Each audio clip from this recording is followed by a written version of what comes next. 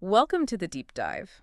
Today, we're diving into a challenge that I know many of you learning English might be facing. hmm That feeling of being a bit, lost in the Yeah, woods. I know exactly what you mean. It can feel huge. Totally. If the sheer amount there is to learn sometimes feels overwhelming, or if you're looking for a way to make consistent progress without it feeling like this constant uphill battle, well, stick around. Our goal in this deep dive really is to hand you the tools. Tools to build your very own personalized and crucially effective daily English learning plan. Right. We've sort of sifted through insights on how we actually learn languages and also some really practical strategies, Yeah. stuff to help you cut through the confusion and, get focused. Exactly. Think of this as your direct route, staying on track, seeing real movement in your abilities, Yeah. and ultimately hitting those English language goals you've set for yourself. Doesn't matter where you're starting from, really. Okay, let's unpack this. Why is having a daily plan such a game changer when you're learning English? Well, what's fascinating here is how a daily plan introduces structure. Mm-hmm. It takes this big, sometimes frankly intimidating goal of learn English Mm-hmm. and breaks it down into much smaller, more manageable steps, things you can actually tackle each day. Okay. And when you have that clear roadmap, it naturally dials down the stress Mhm.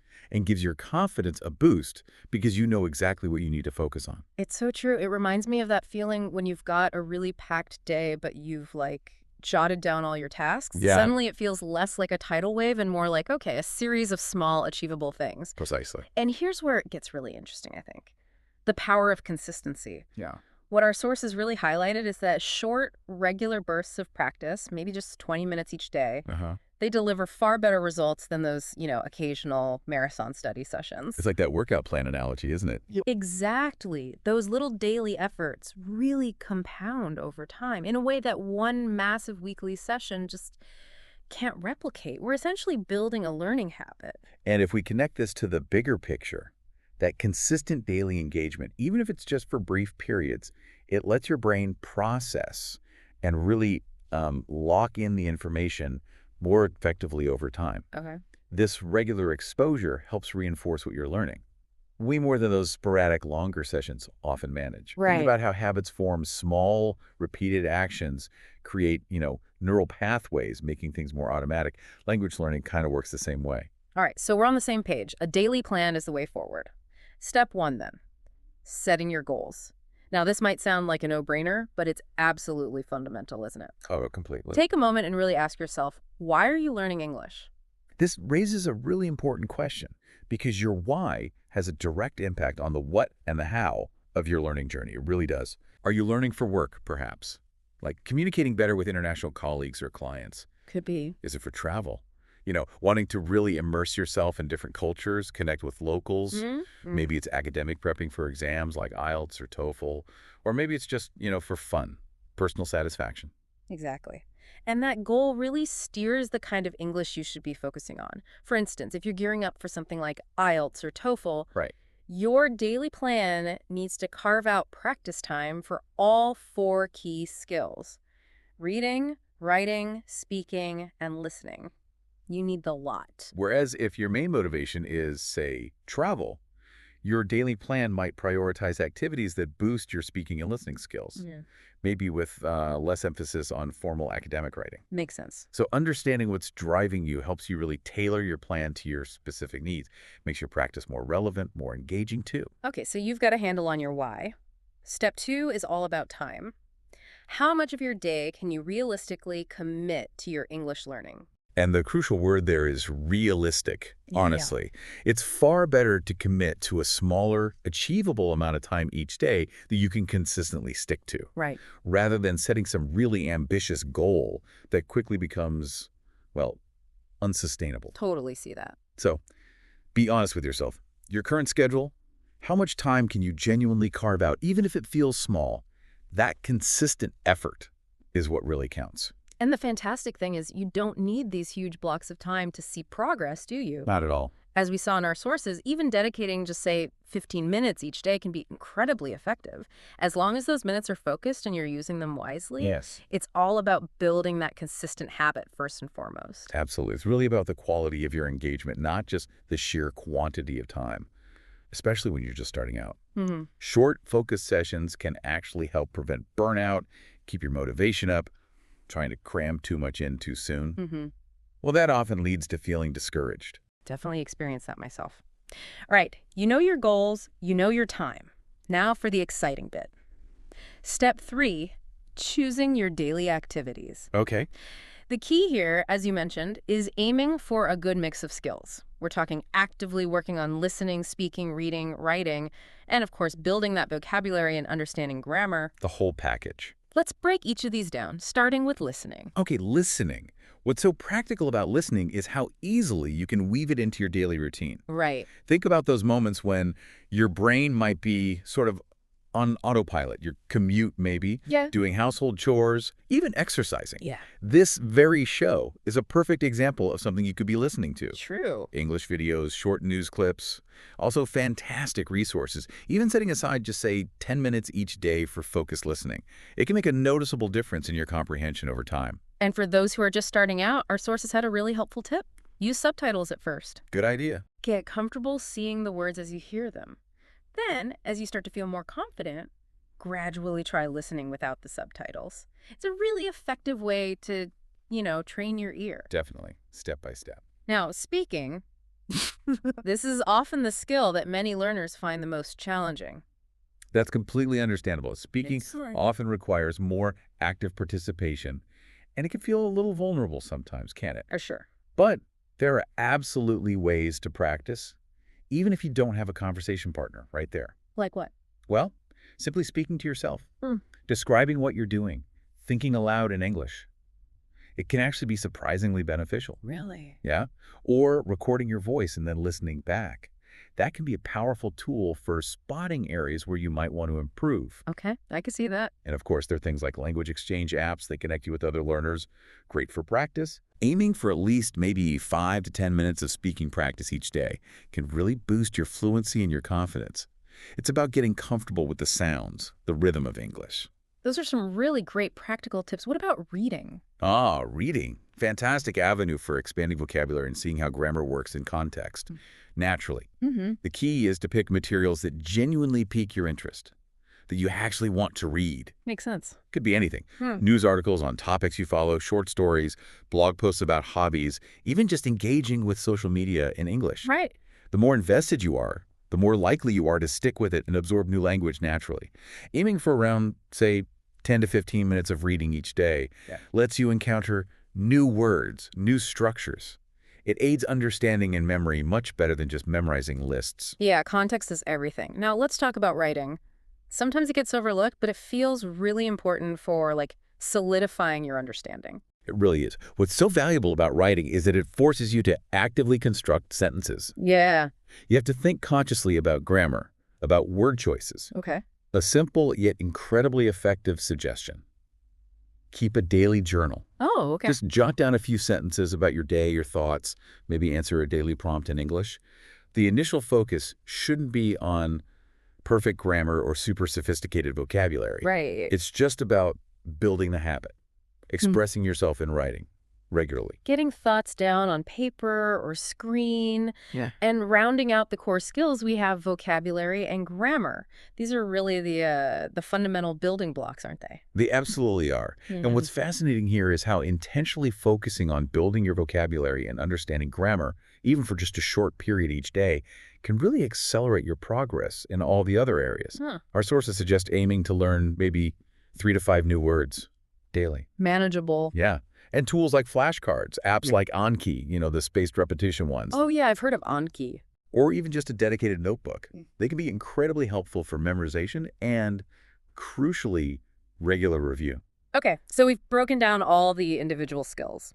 Listening, speaking, reading, writing, vocab, grammar. Now, how do we actually put them all together into a daily plan? Let's imagine someone has, say, 30 minutes a day. What might a sample plan look like for them? Right, a concrete example. Okay, Right. so for a well-rounded 30-minute plan, you can maybe start with 5 minutes reviewing vocabulary you learned previously. That spaced repetition helps lock it in. Got it. Review first. Then maybe spend about 10 minutes listening. An English podcast, a short video clip. Okay. Follow that with 10 minutes of reading, short article, few pages from a book that interests you. Mm-hmm. And finally, dedicate the last 5 minutes to writing. Short paragraph, few sentences in your journal. How did that sound? That sounds really balanced for 20 minutes. Vocab, listening, reading, writing covers a lot. What if someone has less time, say, only around 15 minutes a day? Yeah, good question. In that case, you'd need to be a bit more selective, obviously. Mm. Prioritize.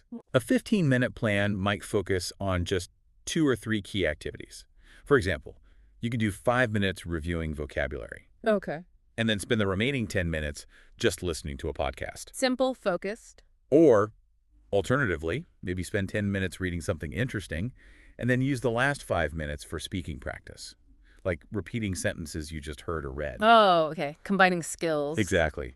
The key is just making the most of that shorter time window, being really focused.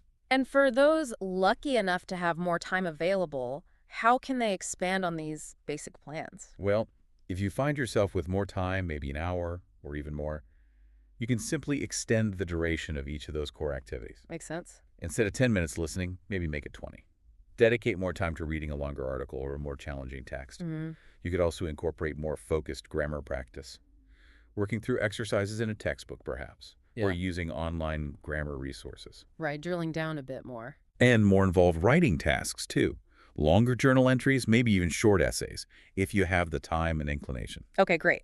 Now, having a plan all laid out is one thing, but actually sticking to it day in and day out, that's often where the real challenge lies, isn't it? Oh, absolutely. Consistency is tough. So what are some really practical tips, things that can help us actually be successful with this? Preparation. Preparation is absolutely crucial. Make sure your learning materials are, like, readily accessible. How do you mean? Keep a list, maybe bookmarks, of your favorite websites, engaging YouTube channels you like, podcasts. Have them ready to go. Ah, okay. Create playlists of English music, bookmark articles you want to read. Yeah. The less time you spend searching for things to study. The more time you have for actual learning. Exactly. It really lowers that initial hurdle, that friction. That makes so much sense. Okay, preparation. What else? Scheduling is also incredibly important. Set aside a specific time each day for your dedicated English practice. Like an appointment. Yes. Treat it as a non-negotiable appointment in your daily schedule. Your designated English time, as some sources called it. I like that. English time. Whether it's first thing in the morning, during your lunch break, maybe before bed. Mm-hmm. Having that consistent slot makes it far more likely to actually happen. And don't underestimate the power of a little communication with the people around you, right? Absolutely. Informing your family or roommates about your English time can really help minimize interruptions. Yeah. Creates a more focused learning environment for you. It's a simple step, but it can have a surprisingly significant impact on your concentration, your consistency. Good point. Now, how do we keep this whole thing from feeling like a chore? You know, keep it engaging, interesting over the long haul. Variety. Variety really is key here. Don't feel like you have to do the exact same things every single day. Okay. One day, maybe you relax, watch a movie in English. The next, listen to some English music, try to follow the lyrics. Mix it. Yeah. Switch up your reading materials, explore different apps or websites. Keeping things varied helps maintain your engagement, keeps motivation levels up. And it's also so important to actually recognize and, well, celebrate the progress you're making along the way, isn't it? No, absolutely. Make sure you acknowledge those small victories. Did you finally understand a tricky part of a podcast? Yeah. Did you successfully learn, say, 20 new words this week? Take a moment. Appreciate your achievements. Right. Keeping track of your progress, maybe in that journal, or using an app can be incredibly motivating. You can visually see how far you've actually come. That's a great point. We're all human, though. Life happens. What's your advice for when you inevitably miss a day of practice? Self-compassion. It's absolutely essential here. Missing a day is perfectly okay. It happens. Yeah. It doesn't erase all the progress you've already made. The most important thing is to focus on the overall journey and just get back on track the next day. Don't let one missed day spiral into abandoning the whole plan. Just acknowledge it, maybe think why it happened, and get back to it. And finally, should this daily plan be something set in stone? Or should you be prepared to kind of adapt it? Oh, definitely be prepared to adapt. Yeah. Regular review and adjustment are really important for long-term success. Yeah, okay. Take some time each week, maybe Sunday evening, look at your plan. Honestly, Assess what's working well, what might need a tweak. Mm-hmm. Are you finding one activity super helpful or engaging? Great. Yeah. Maybe do more of it. Are you consistently skipping another? Why? Maybe swap it out. Right. Don't be afraid to make changes. Tailor it to your needs, your learning style as you evolve. Think of it like driving a car towards a destination. Yeah. Sometimes you need to make small adjustments to your course, Right. to stay on the right path and eventually reach your goal. Same idea. That's a great analogy. Okay, let's do a quick run through those key steps again for creating your personalized daily plan. Sure. So, to recap, first, set clear, achievable goals, ones that resonate with your why. Right. Goals first. Second, be realistic about the time you can commit each day. Consistency over quantity. Realistic time. Got it. Third, choose a diverse range of daily activities, covering listening, speaking, reading, writing, plus vocabulary and grammar. Mix of skills. Check. Fourth, prepare your materials in advance.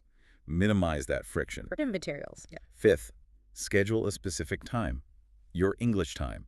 Treat it like an appointment. Schedule it. Okay. Sixth, keep it fun. Interesting, flexible. Maintain motivation. Keep it fun. Crucial. And finally, track your progress and be prepared to review and adjust your plan as needed based on what's working best for you. Track and adjust. Perfect. That's a really fantastic overview, and I think it gives everyone a solid framework to work with. Hope so. So the key takeaway here, it seems, is that learning English is this continuous journey, right? And a daily plan isn't about rigid rules, Not at all. but more about providing a supportive structure, something that fosters consistent progress and helps you stay motivated along the way. Exactly. And what's really interesting to think about now is, well, how can you, listening right now, take this information and find just one small English learning activity, Yeah. something you can realistically integrate into your routine, starting maybe even today, Mm-hmm. and perhaps even consider what one small achievable goal you could set for yourself by the end of this week, just to start building that positive momentum. I love that. It's all about taking that very first step, isn't it? No matter how small it feels, and just building from there. We really hope this deep dive has given you both the practical tools and maybe the inspiration you need to create a daily plan that truly works for you Yeah. and supports you on your ongoing adventure of language learning and discovery.